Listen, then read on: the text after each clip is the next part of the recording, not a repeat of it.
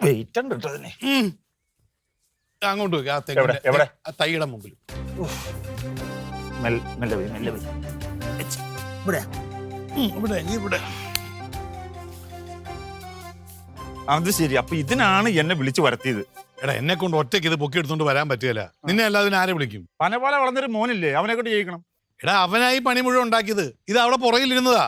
ഇത് സൂര്യപ്രകാശം അടിക്കുന്നില്ല, വളരുന്നില്ല എന്നൊക്കെ പറഞ്ഞ് അവനെടുത്ത് ഈ വഴി കൊണ്ടുവച്ചത്. സഞ്ജു ഒറ്റയ്ക്ക് കൊണ്ട് വെച്ചാണോ? ആ പിന്നെ നിങ്ങൾക്ക് കൊണ്ടുവെക്കാൻ പാടില്ലേ? എടാ അവൻ പയ്യനല്ലേ, അവൻ നല്ല പയറ് പോലെ ഇതൊക്കെ ചെയ്യും. നമ്മളതാണോ? നമ്മള് വയസ്സും പ്രായമൊക്കെ ആയില്ലേ? ഇത് എന്നാ സംഭവം എന്നറിയോ? നിങ്ങൾ ഈ പിള്ളേരുടെ താളത്തിനൊത്ത് തുള്ളാണ് ഇതിന്റെ മെയിൻ പ്രശ്നം. എടേ ഞാൻ എന്റെ മക്കളുടെ അല്ലാതെ പിന്നെ അയലോക്കത്തെ പിള്ളേരുടെ താളത്തിന് തുള്ളാൻ പറ്റുമോ? പ്രകാശി, നിങ്ങളുടെ മക്കൾക്ക് തീരെ അച്ചടക്കില്ല, പ്രത്യേകിച്ച് ആ പെൺപിള്ളേർക്ക്. എടേ വേണ്ടാതിനും പറഞ്ഞാട്ടല്ല, നീ എന്റെ വീടിന്റെ കാര്യത്തിൽ ഇടപെടാൻ പറ്റില്ല. പ്രകാശിയുടെ കുടുംബം എന്ന് പറഞ്ഞ എന്റെയും കുടുംബമാണ്, അതുകൊണ്ട് പറഞ്ഞതാണ്. എടേ നീ എന്നെ പേടിപ്പിക്കാനാണോ രാവിലെ ഇറങ്ങി തിരിച്ചത് ഇങ്ങോട്ട്? പ്രകാശി, അതല്ല, നമ്മുടെ മക്കളെ നമ്മൾ ശ്രദ്ധിച്ചില്ലെങ്കിൽ അവർ വഴിതെറ്റിപ്പോവും. അപ്പൊ വഴിതെറ്റിക്കാൻ വേണ്ടി ഓരോരുത്തരും ഇറങ്ങിയിട്ടുണ്ട്. ആ നീ എന്താ അങ്ങനെ പറഞ്ഞ? നിങ്ങൾ ആ കേസ് വിട്, വാ ഈ ചട്ടിയെ പിടിക്കാൻ വാ.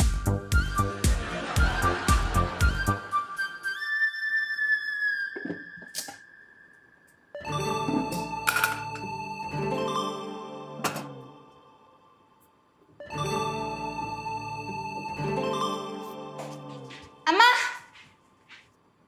ഞാൻ സഹായിക്കട്ടെ? വേണ്ട, ഇതിപ്പോ എനിക്ക് ചെയ്യാനുള്ള പണിയേ ഉള്ളൂ. അതെന്ത് ചോദ്യം അമ്മ? ഞാൻ ഒന്നില്ലെങ്കിൽ ഒരു ഹോട്ടൽ മാനേജർ ഡിഗ്രിക്കാരിയല്ലേ, എനിക്കില്ലാത്ത പണിയാണ് കിച്ചണിലുള്ളത്. ഇവിടെ ഇപ്പൊ എനിക്ക് എടുക്കേണ്ട പണിയേ ഉള്ളൂ. പുട്ടുണ്ടാക്കാനല്ലേ, അത് ഞാൻ ഉണ്ടായിക്കോളാം. ആകെ ഒരു പുട്ടിനുള്ള പൊടിയേ ഉള്ളൂ. അതിന് അച്ഛന് കൊടുക്കാനുള്ളല്ലേ? നീ എന്തെങ്കിലും കാണിച്ചു വെച്ചാൽ എനിക്കല്ലേ ചീത്ത കിട്ടുന്നേ? അമ്മ പുട്ടിന്റെ പ്രിപ്പറേഷനെ പറ്റിട്ട് അമ്മയ്ക്ക് എന്തോ അറിയാം.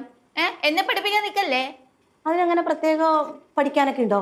പിന്നെ പുട്ടിന്റെ വേവാണ് പ്രധാന ഘടകം. അതെങ്ങനെ മനസ്സിലാവും? അത് ഈ ആവിയുടെ സൗണ്ടും മണമൊക്കെ അടിക്കുമ്പോഴത്തേക്കും അറിയാൻ പറ്റും. ഇതിന് സൗണ്ട് എല്ലാം വരുമോ? ഇടയ്ക്ക് സൗണ്ട് ഒക്കെ വരും. ഇതേ കണ്ട സൗണ്ട് ഒന്നും ഇരിക്കുമല്ലോ.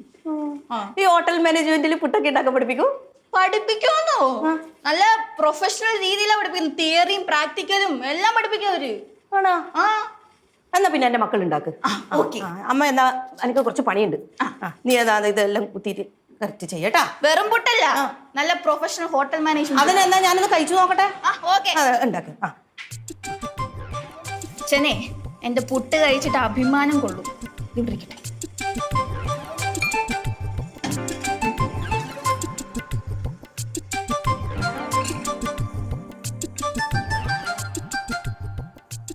ഒരു മീൻ പോയി, 2 മീൻ പോയി, 3 മീൻ പോയി, 4 മീൻ പോയി.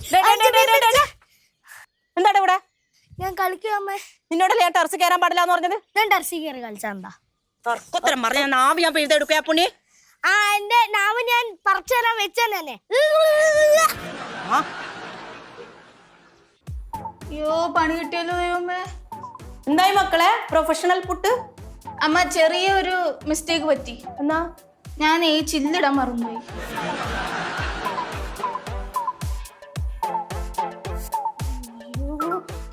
സമാധാനായില്ലേ നിനക്ക്?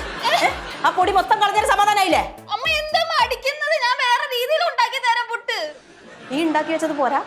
ഞാൻ സഹായിക്കാൻ വന്നതാണോ അമ്മയുടെ പ്രശ്നം? നീ സഹായിച്ചതാ ഞാനിപ്പം കാണുന്നത്. ഞാൻ എന്റെ അച്ഛനെടുത്ത് കൊടുക്കുന്നേ. ഇവിടെ ആർക്കും എന്നോടൊരു സ്നേഹം ഇല്ലല്ലോ. ഞാൻ ഒറ്റയാ. നിന്നെ സ്നേഹിച്ചത് മതി. ഓരോന്നാക്കി വെച്ചിട്ട്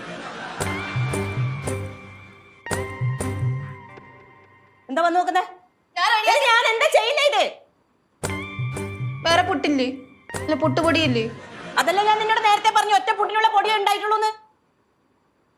ഇനിയിപ്പോ വായിലുള്ളത് മുഴുവൻ ഞാൻ കേൾക്കണ്ടേ? അച്ഛന് ബ്രെഡ് കൊടുക്കാൻ പറ്റുമോ? ബ്രെഡല്ല നിന്റെ തല. ബ്രെഡ് വായിലെ നാവ്.